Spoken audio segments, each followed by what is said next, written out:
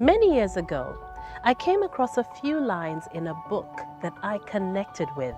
They were, "It's easy to judge, but you never know another person's heart, what gives them strength and what breaks them down." I have learned to listen more and speak less.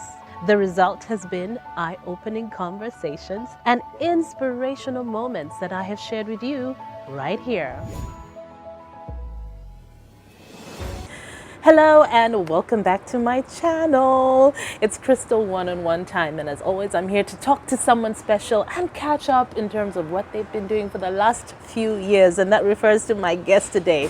But before that, we are at Kampala Sheraton Hotel, and of course we're all geared up for the festive season. Decorations are up, there's a Santa out there, so come check it out. Today I'm chatting with Mugisha, former Big Brother Africa contestant and art director, filmmaker. Welcome to the show. Thank you very much. How are you? I'm glad to be here, Crystal. It's been years. Good to see you. It's been forever, Crystal. Good to see you too. Where have you been? I've been around. Nice. There. What about you? I've been okay. Pushing here and there. Work, Okay. family. Work, family? You know how it is. I want all the juice. I want know? all of it. So tell me, your passion for film, when did that start? Was this like way back? Because you're an actor too, right? Yes, I am. Well, I don't know where to start from. First of all, I'm a scholar of film. University, I studied film. I first did a diploma in music, dance and drama, and later moved on to a bachelor's degree and I majored in film, literature and drama. That was at Makerere University? Exactly. Oh, right. Yes. So I've come a long way. The first gig I did in film actually was stage, Bat Valley Theatre. So I've come a long way, popular theatre through film, and here we are. Okay. Yes, producing my own. Producing your own movies. Exactly. Okay, so Morris, Yes. born here in Uganda? Yes, born and raised. Raised here? Exactly. Where? Long story. So I was born in Kampala, Luzira, to be exact. My dad works in the forces. Okay. So I'm a Barracks kid. Oh, yes, what was that like? It was just like any normal kid. You just try to acclimatize to the environment. So you had your friends around? Yes, we used to play a lot of football. The kids were normal kids, just like kids raised in Kololo. And yes, I actually even went to a primary school in the barracks. In the barracks? Yes, Max Shonebe Primary School. Okay. Did you like get used to seeing guns? Yes. Because guns. that's the only thing I think is different. Other kids probably wouldn't see them. Truth is, we just see the reinforcements. The army guys move around, but they would never flash around guns. Yes, I can assure you it was a very peaceful environment. Otherwise, I wouldn't be like this. I'd be all over the place. Yeah. Okay. Then, of course, we had so many prisons, by the way. Yes. So many prisons. Max Shonebe prison, women's prison, remand prison. Yes. All right. I don't know, Crystal, if you've ever been to the barracks in Luzira. I think I need to go. I mean, I've been to the prison. To the prison? Yes. In Luzira? Yes. Yes, but I actually interviewed an inmate in there. Perfect, cool. Then the environment is subtle, it's calm. And remember, it's next to the lake, so with all the chaos and, you know, there's a cool breeze that comes as a reward. Okay. Because other people, when you say, "Oh, I grew up in the barracks," they're going to be like, "What was that like?" It was just... I'm a barracks kid, born and raised. Okay. Yes. So you did your primary school there? I did my primary from there. Then, of course, moved to Shimoni Demonstration School, which was later phased away and replaced by a hotel. So we know. Exactly. It must feel funny, huh? When you're driving by and you're like, but I used to run around here. Yeah.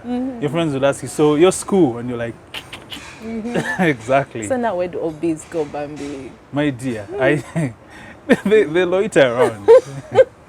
Okay. Yeah. So you did your P7 there at Shimoni? No, yeah. I did it at Shimoni Demonstration School. Okay. Then later moved on to school in Masaka, Kako Secondary School. Okay. Where I did my ordinary school level. You moved with family again? No. My parents stayed in Kampala. That was me. Boarding school. Boarding school. Yeah. We'd actually jump on buses with our mattresses and metallic cases. You know, people like to say children these days know exactly. nothing. They don't know Well, anything. some of them. Yeah, so I did my ordinary level there. When I was done, then I came to Namirembe Hillsides High Oh. School. Yes, Namirembe Hillside. Namirembe Hillside. Okay, so you said it all started on stage. Exactly. Was this in school? Um, Did you participate? when I was doing music, dance, and drama at the university, Yeah. we used to do stage plays. Okay, but in school you never did any I of those did, but productions? it wasn't really that serious. Okay. Yeah, but when I was What were you into? Sports? yeah, Were a you- little bit of sports here and there, a little bit of lousing here and there. You know, when you're a kid. Lousing? Yeah. Mhm, yeah. Okay, it's the first time I've heard that. Like, what did you do in school? You know, a bit of lousing as well.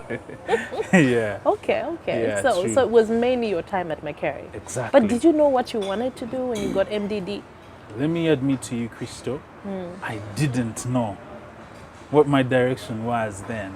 Yes, half the time, most of us need guidance, direction here and there. As one of those kids that were never really sure what the world is like, you get it? Were you getting in trouble a lot? No, not much. Hey, okay. I wasn't really a troublesome. I wasn't chaotic that much.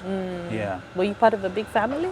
Yeah, big Many family siblings? of 8. Yes, You're and we're only 2 boys, Ah. and the rest are girls. Are you the oldest? Or? Yes, I am. Yeah, of 8. Oh my gosh, isn't that a lot of responsibility? Too much. That kind of straightens you up here and there. Yeah, because you grow up fending for your siblings, even if you don't want it. Yeah. Okay, all Yeah. right.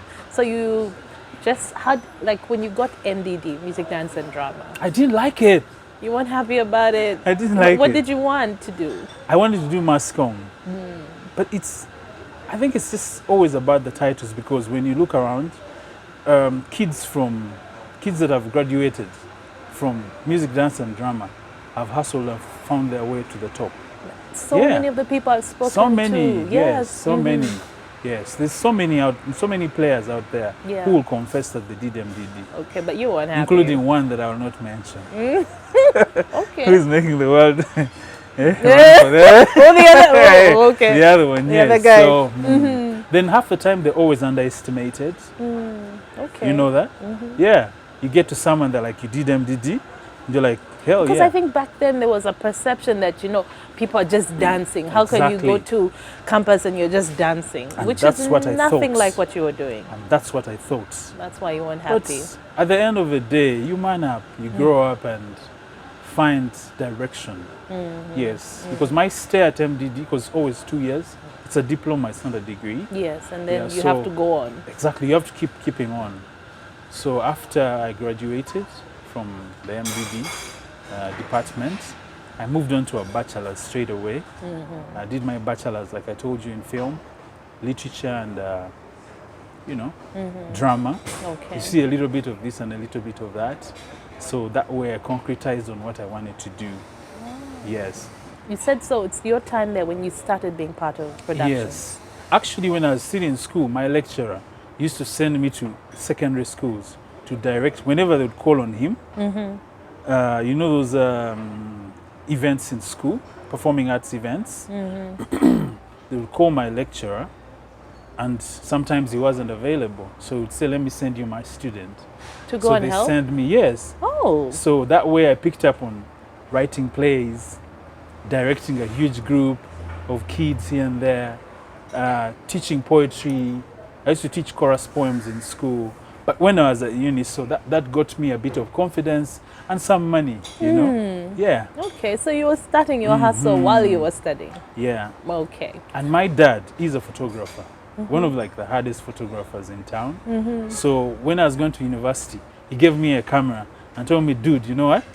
Find your path. Find your way. Exactly. Okay. Yeah, so anyway, thank him for that. Oh, wow. Yeah. Okay, so he gave you the camera. What did you do with it? Of course, I'd go around taking pictures. Yeah. So did you start doing like a few events as No, well? I usually or you focus just more go- into school. Ah. Yeah, because, there's so many kids in school. Yeah, at I remember the university. photographers would come. Exactly. And you would wait for your pictures. Ah, perfect. So I was in that generation, that time. But it also forged a path for me. Okay. Yeah. All right. So at that point, you were like settled. You started to feel like, okay, this is what I want to do. Or in your mind, did you still think like, You see, I'm doing this just for now? You see, Christo, it's to always forge something or concretize on something that you want to do is so hard, especially in an environment like this. That's why you see me running here and there. I'm telling you, I'm in photography. Then I'm telling you I'm doing this. Then also, I used to do modeling as the face of Slivio Worry then. Yes, I remember. Yeah, you remember that, see? So I was a little bit all over the place. Doing many different things. Doing so many things. Okay. Of course, that's because I had that inner desperation to clutch at something solid. So that made me run around. Yeah, try this, a bit of that. Yeah, I do remember you modeling. Do you still model? No, I don't. No? Unless a brand wants to cast me. Yeah, but I don't run around anymore. Okay. Yeah. Previously on Crystal One-on-One. I have 13-time motor racing champion. I'm part of the second generation of the Blick Sporting family. My dad and my late uncle, the late Paddy Blake, and my auntie, Maggie. Maggie Chigozi. You said that motocross has come a really long way in Uganda. We've come a long way. I mean, we've won the Africa Championship. We won the Africa Championship in 2012. That was a dream come true. I was team captain. What advice would you have for young people? To the young people out there, let them not think they're going to join the sport to make money. Many of them have that perception. Oh, I want to start racing and become rich. It doesn't open those doors of richness in that way. Now, this is the Blick Mulberry wine. We named it.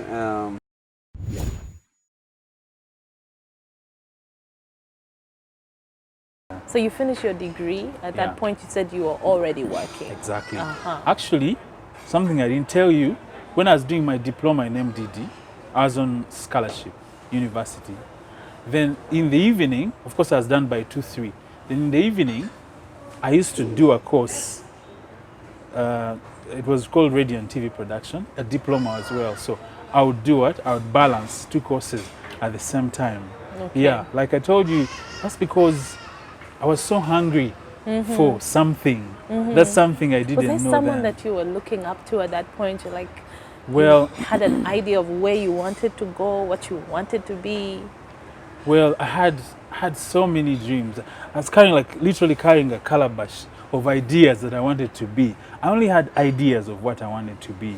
Okay. And sometimes I wanted to work on radio. I'd admire smooth-spoken people on radio, on TV when I was a child. We grew up watching Ballet Francis, and my mom told me he was the best gentleman, the most perfect gentleman, who would open doors for his wife. So with all those ideas coming from all over the place, I wanted to be all those sort of things. Yes. Okay. All right. So you leave university at that point. Yeah. What did you do? Did When you have a job already? No, or I didn't you have a started steady the hustle? job. Continue the hustle. I've actually never been employed permanently anywhere. Yeah. You know how it is with our kind of work. I tried to go for internship. I didn't even complete my internship in radio. Some radio then was called, I don't know, Top Radio, something like that. I didn't complete. Then I remember I was doing events already. Then as a Slivio Hori also. Yeah. Then I had my camera here. I would do my own gigs on the other side. Was there TV at any point in there? No, there was never TV. Okay. There was never TV. The big people were already there. They're already taking the slots. But you went on TV, but in a different way. Exactly. Big Brother. Now, that is after. When did that happen? Like many years later? Yeah, many years. Not so many years later. Maybe like 3-4 years later. Yeah. Okay. 3-4 years later. Did someone encourage you to apply? Nobody. The only person I remember when that moment crash landed on me, I say crash landing because I didn't plan it. It even never occurred to me. By then, the only person that we knew, that the world knew, was Gaetano. Yes. And he was a big name. He was a huge name. Yeah. So, of course, I knew about him, just like anyone. But then I was working fully in a studio. Okay. It was called Shutter Speed. I used to do a lot of pictures, and I loved it. You get it. But then I started picking up on commercials as well. Oh, yeah, okay. because I used to write. I used to do copywriting as well. Something I do right now. I used to do a lot of copywriting here and there. Then photography. Then there's a friend I can never forget. He's called Mickey. He works in Kabira. One time he came to pay me a visit at lunchtime. And this guy told me about Big Brother. I knew about it, of course, but I didn't care what Big Brother was. So he told me, Maurice, there is this show, why don't you try it? And I'm like, dude, just let me be. I'm looking for money, no one saying. That's all I care about. You want me to go and live in some You house? want me to go and live in some house, I don't even know why. Yeah? It's like, okay, when you ever make up your mind, I know you're scared, you don't want to go there. Because by then they would film people who go.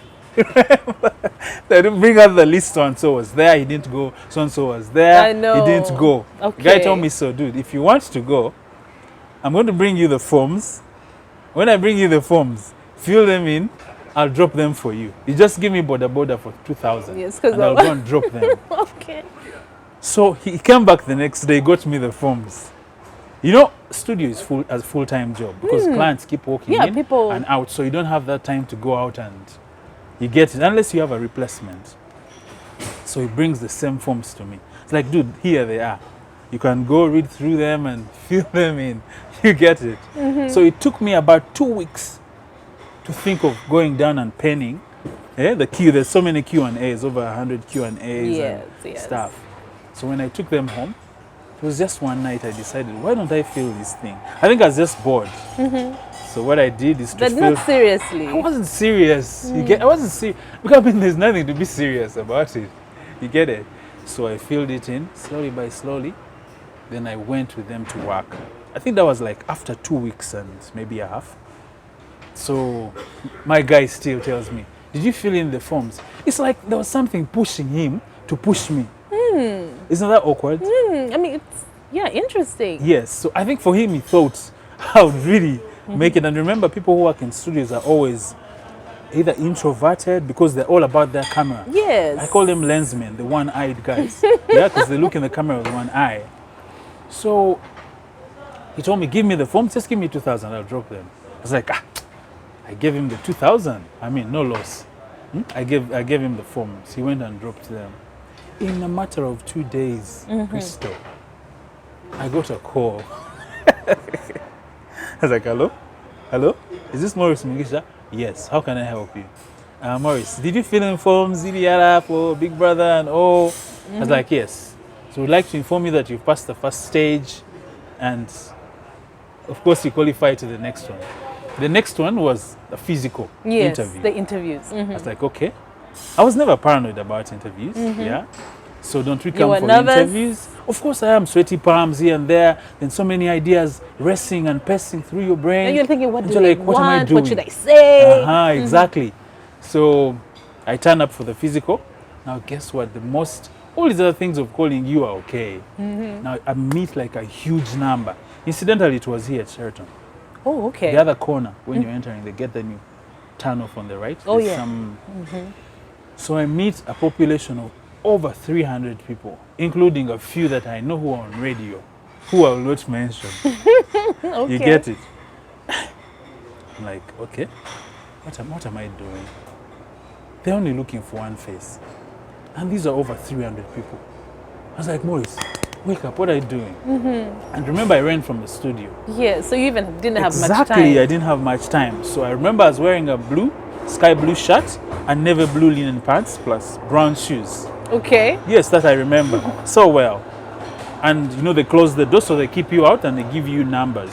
But the person who called me from probably Malchoice, they give you a code of 4 digits. So when you get here, they look for you on the roster. Yes. So they write the code on the maybe tape, then they tape it on here. When they gave it to me, they told me you're late. Your interview was supposed to be for 2 p.m. and I turned up at 4. Oh, what? I'm serious. Okay. So they told me, shush, go. There's so many people we have to handle.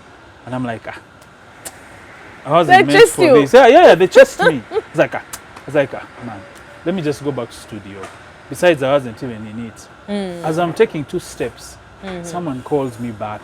Yeah. There was a girl, that girl I can never forget. She had like a huge afro and natural. She used to split it in the middle like that. Then she had a limp. I think she was one of the people on the side who would maybe tick, like 1 and 2. There were 2 people serving. Okay. Yeah, the contestants. So what I did, she called me back, told me, "Aren't you Maurice?" Mugisha's like, "Yes." And I'm like, "Yes, I used to know your face." This was a girl who was in the evening class in the arts school. Oh my. Because she told me, "Why are you leaving?" And I'm like, "I came late. I think it's my problem." She was like, "No, hang around. Hang around." And I can see when time is what? He's leaving us. It was around 5. I was meant for 2. Yeah. That was when my appointment was. Okay. You get it? But Had I was they still working. communicated? Had they told you that it was 2 p.m.? Yes, they was strict on it. But yeah, you Exactly. were still So they told me working. linger around, just hang around. I was like, okay. So I linger around like that. Then towards 6, there was a white man. Like I think he was from SA or something. Yeah. So he says, "All of you, I think we were like 30. All of you just come in." So don't I like also enter? I remember I removed my shoes because the floor was wooden, and I expected that it would give us a bit of, physical things here and there. So I got in we go through, they cut us in 2 groups. Yeah, 3 groups. 30, that is around maybe 777.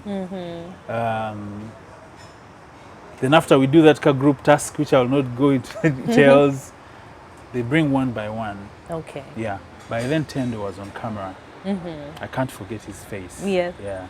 And the part where I stood there was an X with tape, because that's where you're supposed to stand. And there was a C. What do they call it? A curve of what do they call them?